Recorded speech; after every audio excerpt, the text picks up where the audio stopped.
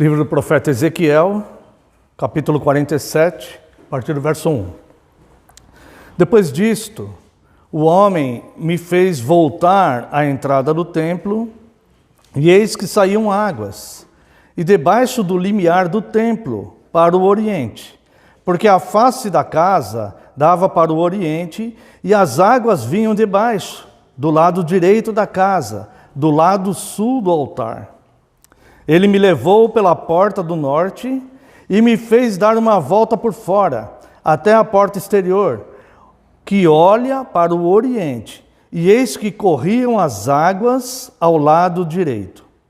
Saiu aquele homem para o oriente, tendo na mão um cordel de medir, mediu 1000 côvados, e me fez passar pelas águas, águas que me davam pelos tornozelos. Mediu mais 1000 e me fez passar pelas águas, águas que me davam pelos joelhos. Mediu mais 1000 e me fez passar pelas águas, águas que me davam pelos lombos. Mediu ainda outros 1000, e era já um rio que eu não podia atravessar, porque as águas tinham crescido, águas que se deviam passar a nado, rio pelo qual não se podia passar. Quero deixar como tema o versículo 1. Depois disto, o homem me fez voltar à entrada do templo, e eis que saíam as águas debaixo do limiar do templo, para o oriente, porque a face da casa dava para o oriente, e as águas vinham debaixo, do lado direito da casa, do lado sul do altar. Esse versículo tem uma profundidade teológica fascinante. Quero convidar os amados irmãos para uma breve oração. Oremos. Pai excelso, bendito e santo, nós te louvamos, Deus, neste momento de culto. Nós estamos agora diante da tua santíssima palavra e nós precisamos, Deus, dela como alimento, como remédio, Deus, como farol, direção para as nossas vidas. E nós confiamos plenamente no Senhor, que o Senhor há de nos dar direção, de curar-nos, Deus, emocionalmente, afetivamente, espiritualmente, e também de nos alimentar, ó Deus, alimentar o nosso espírito. Nós precisamos, Deus, que o Senhor atente para nós. Por isso, Deus, rogamos a Ti, que envie Teu Espírito Santo e que Ele nos ilumine para entendermos esta palavra já revelada, e que esta revelação, ó Deus, possa produzir frutos em nós, conforme o Teu desejo. Eu te peço, Deus, perdão pelas minhas falhas e pecados, mais uma vez eu peço, me perdoa. E neste momento, Senhor, eu clamo a Ti, para que eu diminua, eu desapareça, e só prevaleça a Tua palavra, porque a Tua palavra é a verdade. No nome santo e poderoso de Jesus é que nós oramos. Amém, Senhor. E glórias a Ti. Amada Igreja do Senhor Jesus Cristo, venho vos proclamar Cristo, o condutor do perdido de volta a Deus. Bem, essa é a mensagem do Evangelho. Cristo, o Filho de Deus, enviado pelo próprio Deus, aceitou a sua missão e veio buscar aquele que estava perdido e levá-lo de volta para Deus. Isso nós sabemos, é a mensagem do Evangelho. Vamos analisar neste pequeno sermão como ele faz isso, como Cristo faz isto. Bem, existem várias formas de condução. Os homens podem ser conduzidos de diversas maneiras. Veja algumas formas que os homens podem ser conduzidos. Não estou dizendo que devam ser conduzidos, mas que é possível que os homens sejam conduzidos dessa forma. Os homens podem ser conduzidos por outros homens. Aqueles que puderem e quiserem acompanhar, Evangelho de João, capítulo 21, verso 18.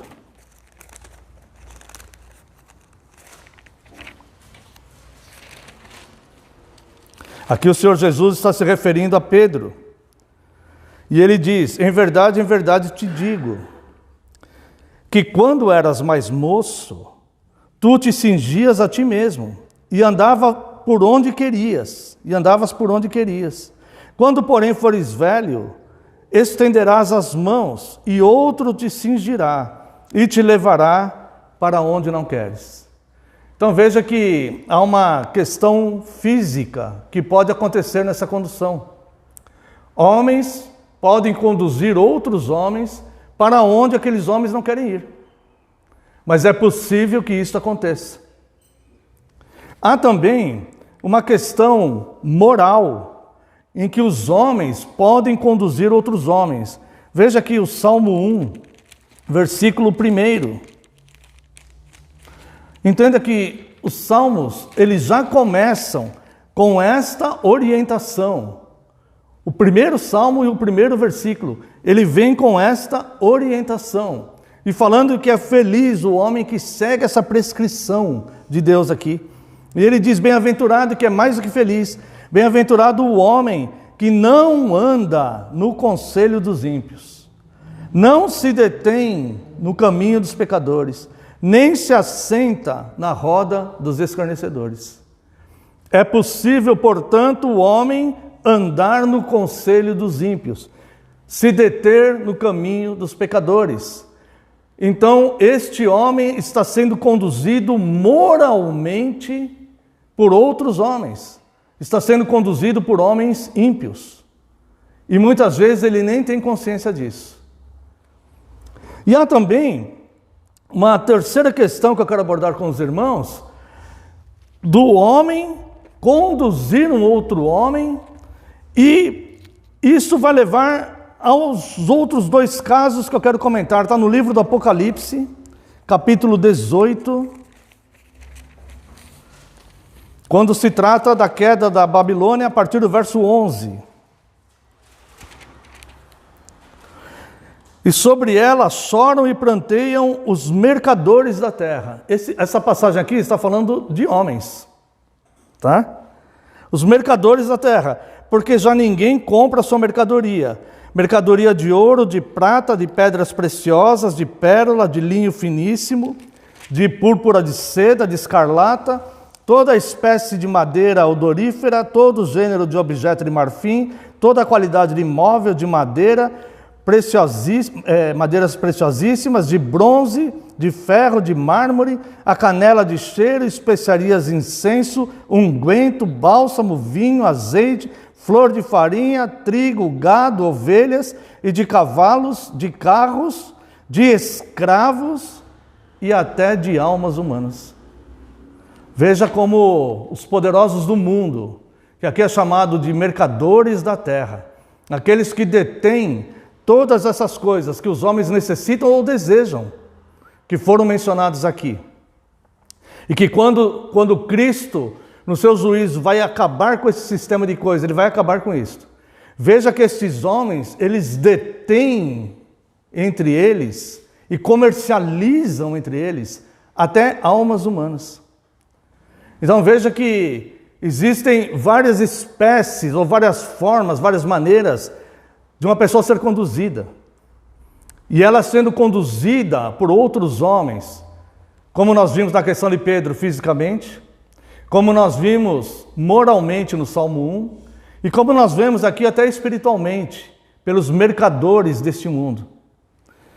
E aqui, estes mercadores deste mundo vai nos levar às outras duas formas de condução, que é a condução por Satanás. Quero convidar os irmãos, Evangelho de João, capítulo 8. Não, primeiro vamos ler de 2 Coríntios 4, 34. 2 Coríntios 4, 34. E veja como Satanás, ele conduz.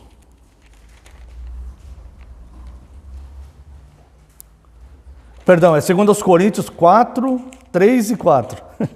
Verso 3. Mas se o nosso evangelho ainda está encoberto, é para os que se perdem que está encoberto, nos quais o Deus deste século cegou o entendimento dos incrédulos, para que lhes não resplandeça a luz do evangelho da glória de Cristo, o qual é a imagem de Deus. Então veja o Deus com letra minúscula, né? Deste século, cegando os olhos de pessoas para que se afastem de Deus e para que se percam. Olha a necessidade do vigiar, olha a necessidade da oração, né? E do discernimento espiritual. E também quero ver com os irmãos, esses que são conduzidos por Satanás, Evangelho de João, capítulo 8, verso 44. É uma palavra duríssima de Cristo. Veja o que ele diz aqui. Vós sois do diabo, que é o vosso pai, e quereis satisfazer-lhe os desejos. Ele foi homicida desde o princípio e jamais se firmou na verdade, porque nele não há verdade. Quando ele profere mentira, fala do que lhe é próprio, porque é mentiroso e pai da mentira. Então diz que Satanás, ao conduzir essas pessoas, como que ele faz isto? Ele cega o entendimento delas, elas se tornam filhos daquela paternidade obscura, do engano, da ilusão, e ele não se firma na verdade, ele fala mentira. Então ele conduz essas pessoas através da ilusão, de meias verdades, como ele fez com Eva. Foi uma meia verdade que ele falou para Eva. A meia verdade não é a verdade. A verdade ela se revela por si mesma. É impossível negar a verdade. Nós já vimos isso em um outro sermão, né?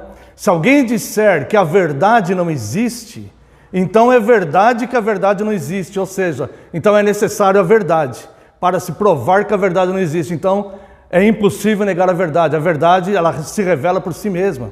E Satanás então, ele conduz as pessoas através de ilusões, de meias verdades, de coisas que parecem certas, mas não são. E ele cativa essas pessoas se tornam filhos deste engano, filhos desse adversário de Cristo. E essas pessoas então são conduzidas para as trevas, longe da luz, onde ele cega o entendimento delas. E Paulo vai dizer, são para os que se perdem que o evangelho está encoberto. Então é necessária a pregação do evangelho para que, se for da graça de Deus, que ilumine aquelas pessoas. E esses mercadores de almas que são conduzidos por Satanás também nos remete aos falsos mestres. E eu quero ver aqui mesmo em João capítulo 10, versos de 7 a 11. Jesus, pois, lhes afirmou de novo: em verdade vos digo, eu sou a porta das ovelhas. Todos quantos vieram antes de mim são ladrões e salteadores, mas as ovelhas não lhes deram ouvido. Eu sou a porta. Se alguém entrar por mim, será salvo. Entrará e sairá e achará pastagem. O ladrão vem somente para roubar, matar e destruir.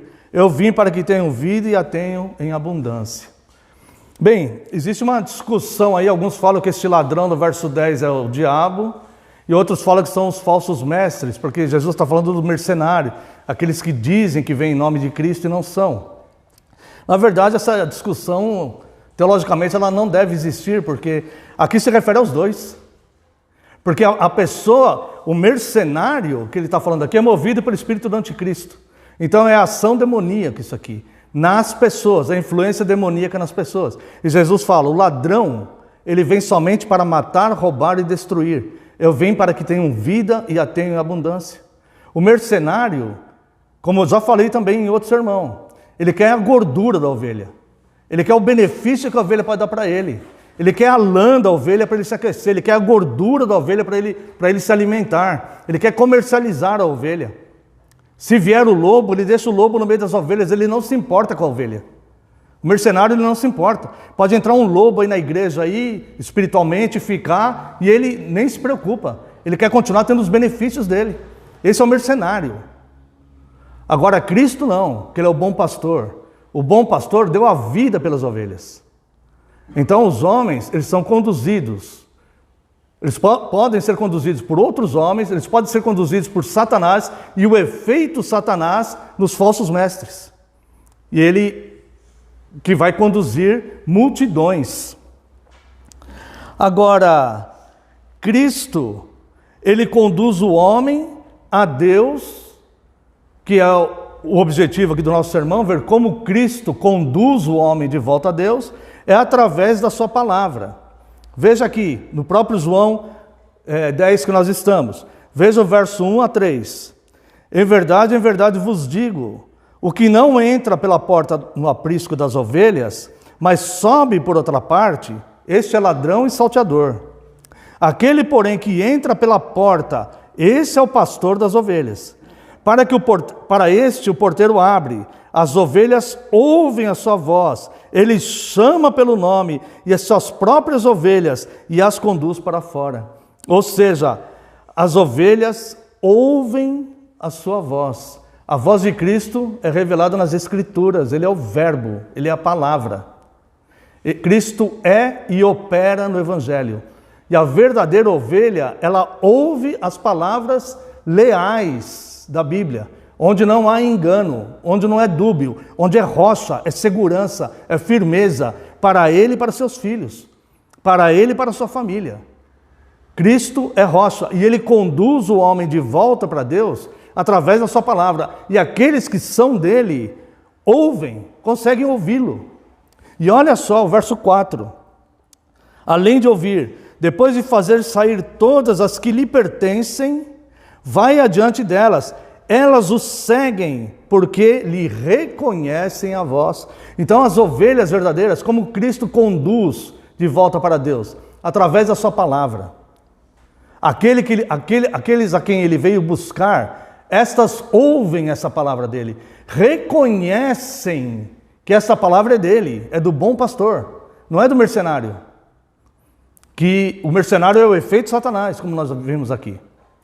Elas ouvem a palavra de Cristo, reconhecem ser Cristo e elas vão segui-lo. Elas vão seguir.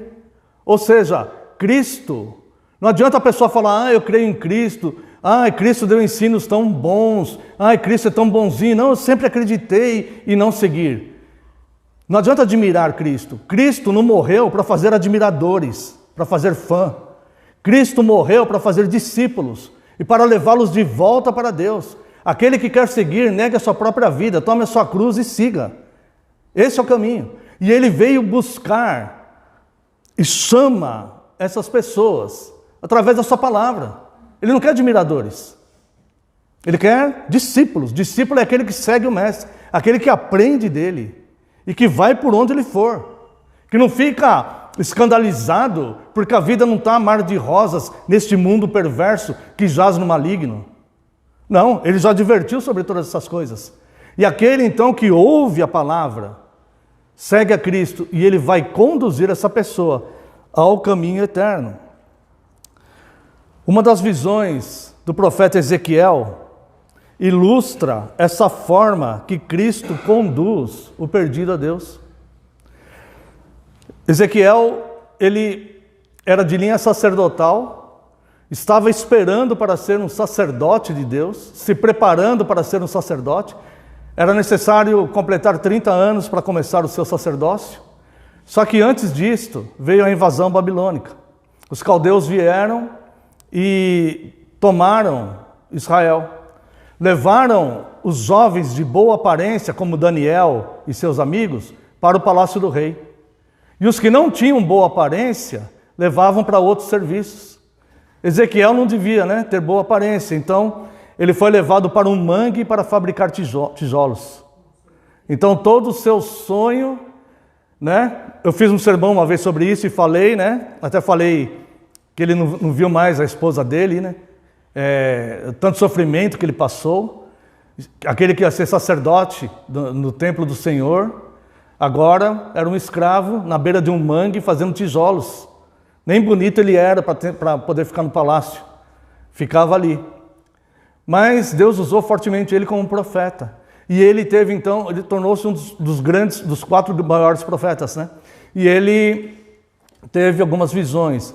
E uma dessas visões, que foi a que lemos no começo, é a ilustração de como Cristo conduz o homem para Deus. Nós vimos que existem várias formas de um homem pode ser conduzido. Por outros homens, por Satanás, ou por efeito Satanás em outros homens, como no caso dos falsos profetas. Tá? Não é só isso. Tem a mulher adúltera também, que pode conduzir o homem para caminhos impuros. O homem pode ser conduzido de diversas formas para ficar longe de Deus.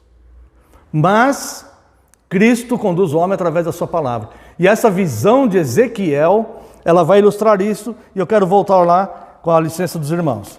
Ezequiel 47. Diz assim a santa palavra de Deus. Verso 1. Depois disto, o homem me fez voltar à entrada. Ezequiel já vinha de uma série de visões e viu, né? Certo homem.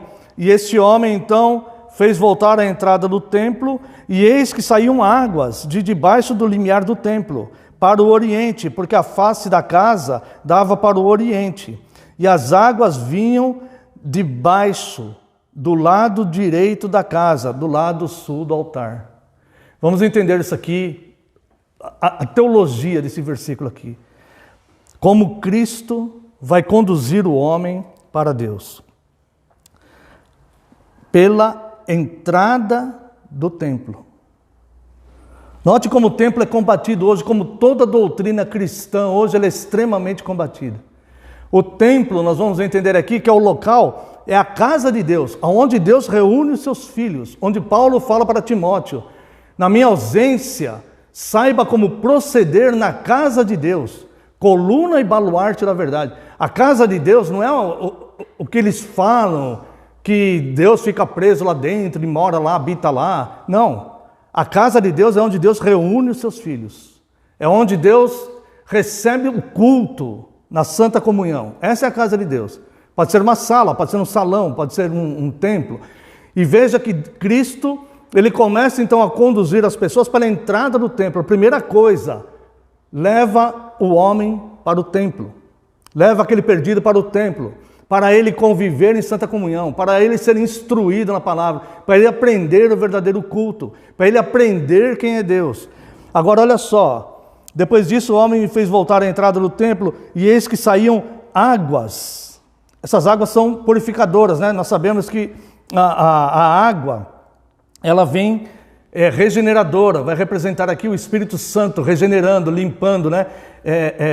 O homem vai sendo regenerado. Ele vai sendo purificado.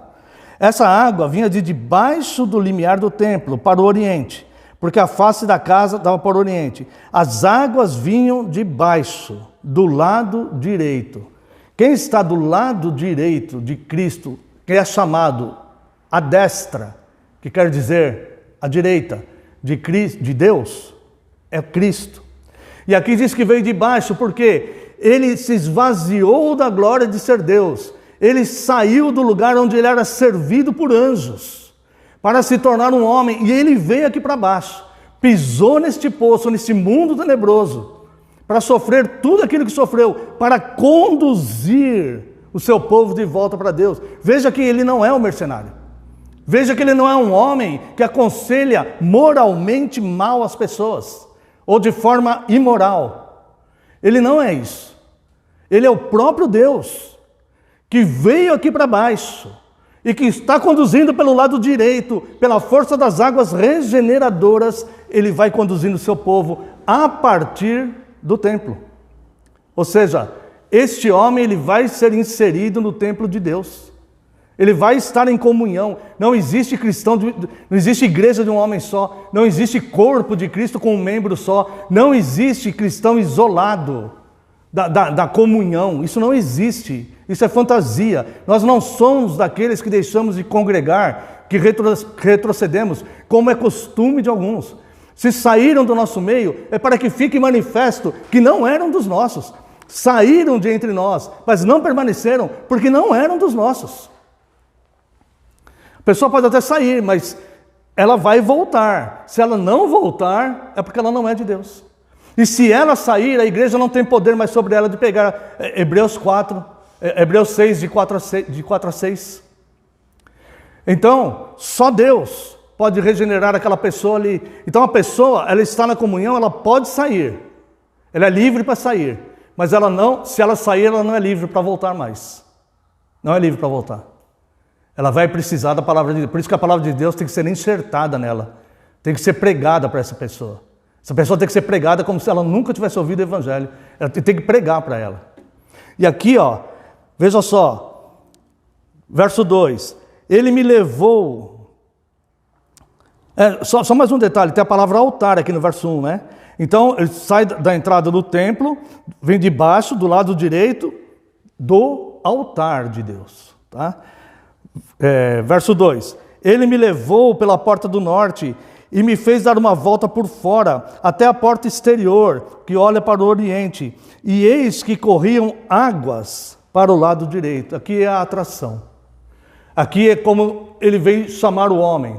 Então ele veio mostrar essas águas purificadoras, a palavra de Deus como água. A palavra dele como água purificadora. Ele mostra essa palavra para o homem. É aí que ele chama. Lembra a missão dos 70 que nós pregamos aqui? Você entra numa cidade, a casa que você entrar, você saúda com a paz do Senhor. Se houver um filho da paz ali, a paz repousará sobre ele. Se houver um eleito ali que vai ser alcançado pela graça, isso que é saudar com a paz do Senhor. Se houver um eleito ali, esse eleito será alcançado pela graça. Se houver um filho, você entra lá e você fala a paz do Senhor para ele. Não essas palavras, mas você fala sobre a paz de Cristo para ele. Se houver um filho da paz ali, ele será alcançado. Não tem nada contra o cumprimento, é muito bonito, paz do Senhor devemos usar, desejamos isso, né? Para as pessoas, não tem problema nenhum nisso, nenhum. Não estou me opondo a isso não, tá? Mas o sentido teológico disso é, se houver você entra e saúda com a paz de Cristo. Se houver um filho da paz ali, a paz repousará sobre ele. Se não houver, ela voltará sobre vocês. Isso na missão evangelística, quando Cristo envia os 70. Tá? Então aqui, ó, ele me levou pela porta do norte e me fez andar de volta para fora até a porta exterior. Veja que ele foi atraído lá fora. Lá fora ele foi atraído pela palavra, para que ele venha para a entrada do templo. Verso 3, saiu aquele homem para o oriente, tendo na mão um cordel de medir. Nós já vimos também em outros estudos que esse cordel de medir é juízo, é julgamento. Tem uma situação de Davi que ele julgava medindo as pessoas. Não sei se os irmãos já viram isso no Antigo Testamento.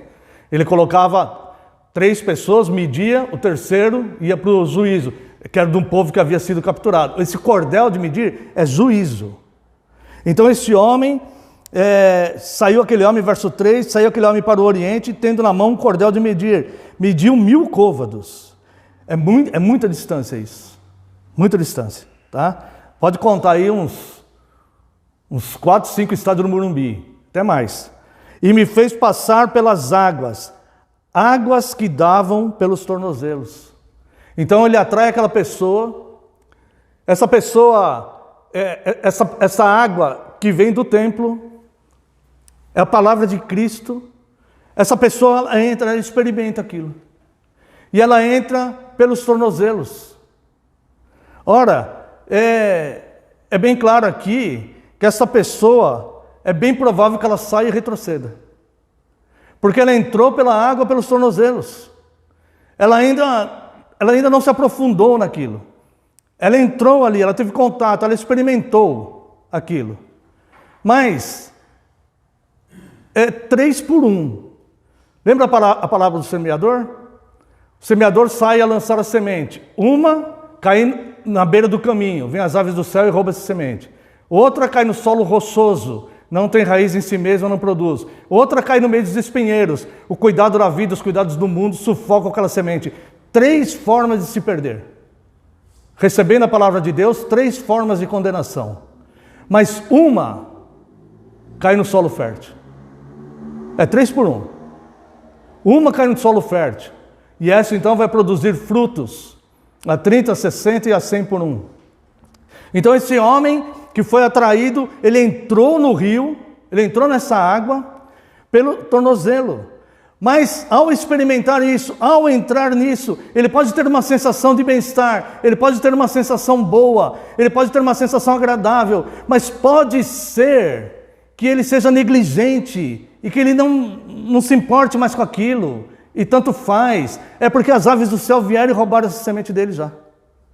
E Jesus vem falar que essas aves do céu é o próprio Satanás, que rouba. Quando a pessoa se desinteressa, Ela não está mais conectada com a palavra de Deus sendo ministrada no coração dela. Ela perdeu o interesse. Ela está lá, mas está pensando na namorada. Ela está lá com água até o tornozelo, mas está pensando no time de futebol. Ela está lá com água no tornozelo, mas ela está pensando no jeito de ficar rico, no jeito de pagar as contas, no jeito do que vai fazer no seu serviço.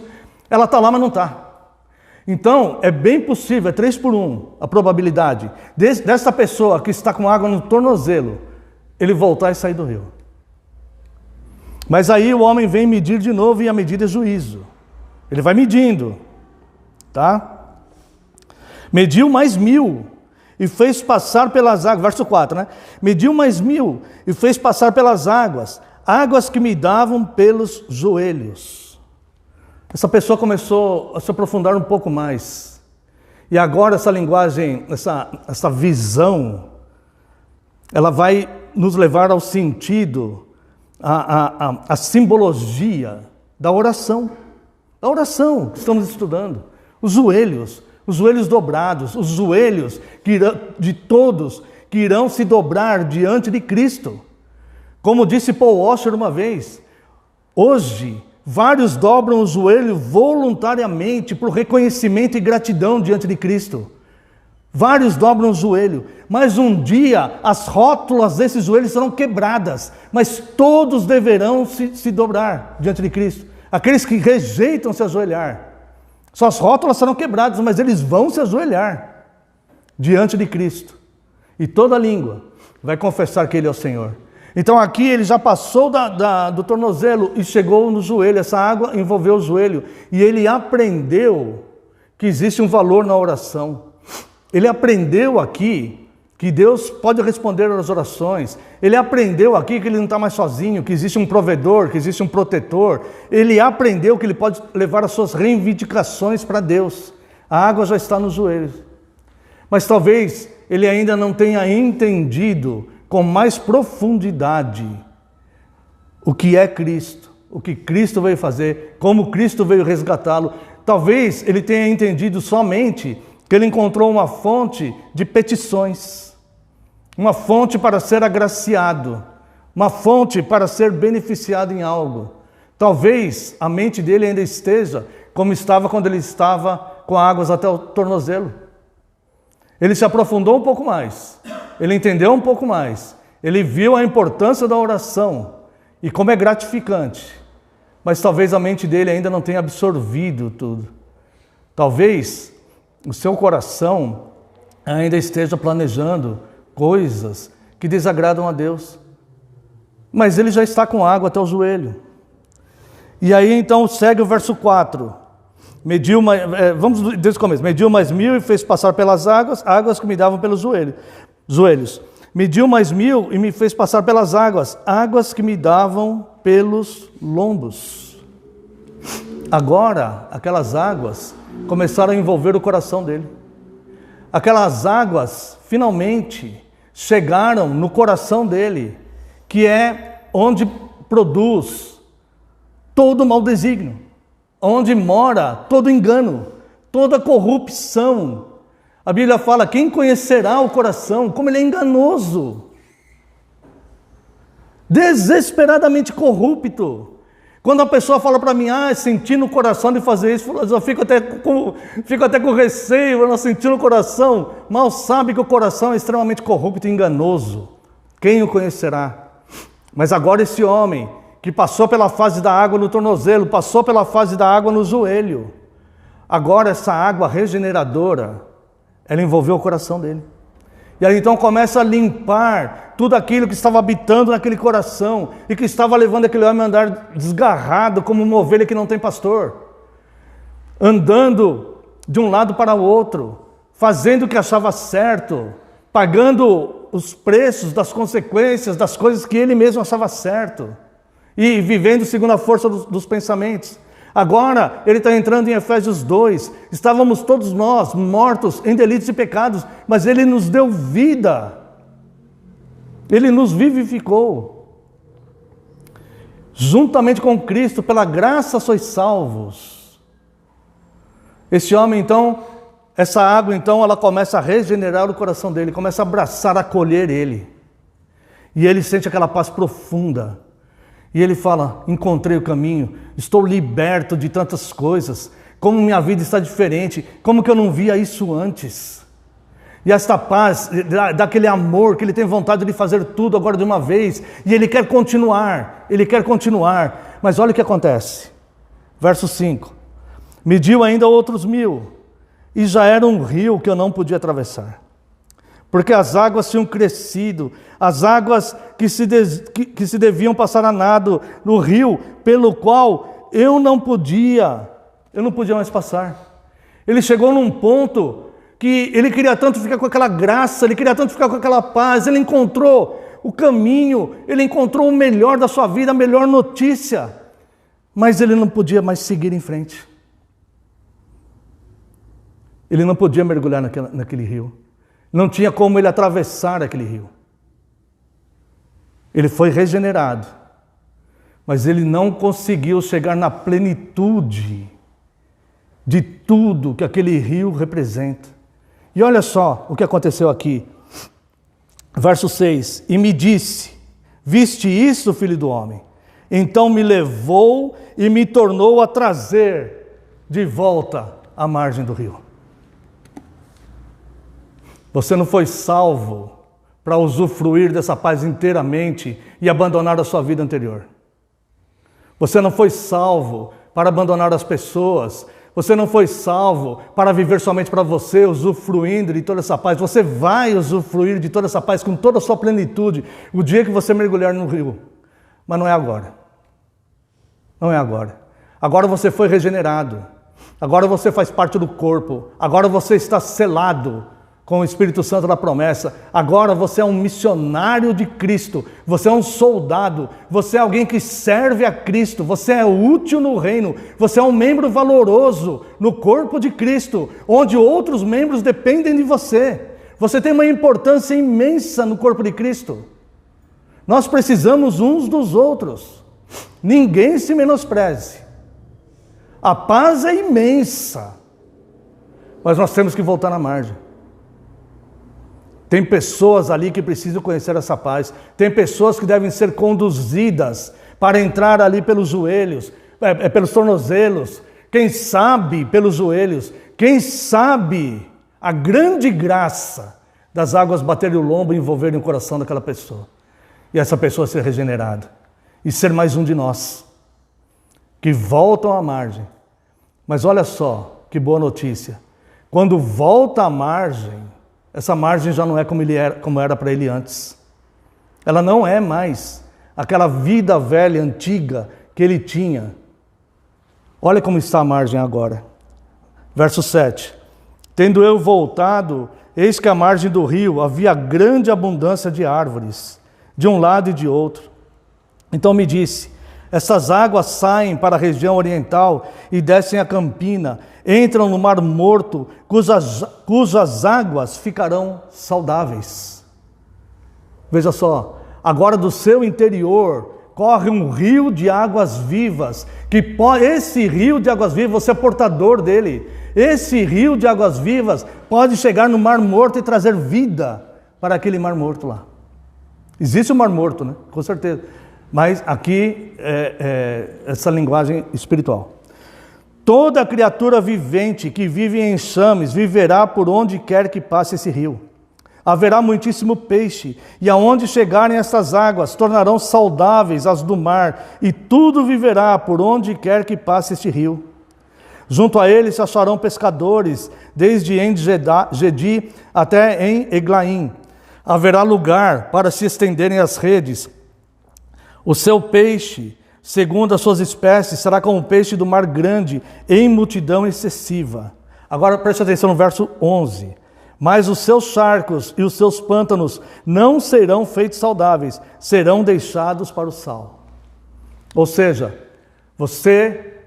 Cristo conduzindo o homem para Deus, e o homem então, Cristo conduz aquele homem a partir do templo, Cristo atrai aquele homem, a partir do templo leva para as águas regeneradoras, aquele homem passa pelo processo das águas no tornozelo, se ele passar pelo processo de 3x1, e ali for um solo fértil, onde a semente vai produzir frutos, ele vai invadir mais até o joelho.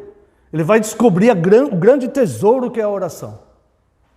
Mas talvez ele fique ensimesmado com aquilo e não prossiga. Mas se ele prosseguir, o coração dele será liberto, purificado por aquela água. E ele vai querer se manter naquela paz. Mas agora ele é trazido de volta à margem. Mas a margem já não é mais como era antes. Agora existe toda espécie de árvores e frutos e abundância de pesca e vida onde havia morte. Mas os charcos ainda estão lá. Eles vão ficar lá, até que o Senhor soberano venha e transforme este mundo. A vida dele, que entrou no rio, tornou-se novidade de vida. Tornou-se novidade de vida, com variedade de árvores e frutas e os peixes, e a vida onde havia morte, agora a vida dele tornou-se assim. Mas ao redor dele ainda tem um charco. Ainda tem pessoas que estão com os pés no charco de lodo. Ainda tem pessoas ali. E ele vai conviver com esses charcos. Ele vai conviver com essas pessoas. Ele está em novidade de vida. Mas o mundo não. O mundo ao seu redor não. E agora ele experimentou de fato quem é Cristo. Ele de fato foi regenerado por Cristo. Ele não está regredindo porque ele não está na fase de água no tornozelo. Ele não está regredindo porque ele não está na fase dos joelhos. Ele perseverará na fé, porque ele chegou na fase onde a água purificou o seu coração. E haverá então os lodos e os charcos. Mas ele está em novidade de vida. Para finalizar esse sermão, irmãos, quero analisar com os irmãos o verso 12. Junto ao rio, há ribanceiras de um e de outro lado. Nascerá toda sorte de árvores que dá fruto para se comer. Não fenecerá a sua folha, nem faltará o seu fruto. Nos seus meses produzirá novos frutos, porque as suas águas saem do santuário. E o seu fruto servirá de alimento e a sua folha de remédio. Então este homem, ele encontrou o alimento que não vai perecer. Ele encontrou a saúde e ele encontrou o remédio para a sua vida emocional, para a sua vida espiritual, para todas as coisas que ele estava sofrendo desse mal. A vida agora passa a ter um provedor e cuidador, fruto para alimentos, remédio para a alma, para as emoções, para os afetos. Isso aqui é só uma degustação do que será o paraíso, quando mergulharemos totalmente em Cristo um dia e viveremos abundantemente em vida, segurança e paz. Mas ainda temos uma missão. Tudo se fez novo. Temos acesso aos frutos do alimento e às folhas do remédio, que o Apocalipse vai chamar de árvore da vida lá, né? Que dará o seu fruto de ano e de mês em mês. Nós alcançamos esse objetivo. Mas temos que voltar para a margem, porque ainda existe uma missão. Tentar salvar alguns daqueles que estão no lodo, que estão no charco, e levar essa palavra para eles. Se você está atravessando o rio, deixa as águas chegarem nos lombos e purificarem o teu coração. Amém.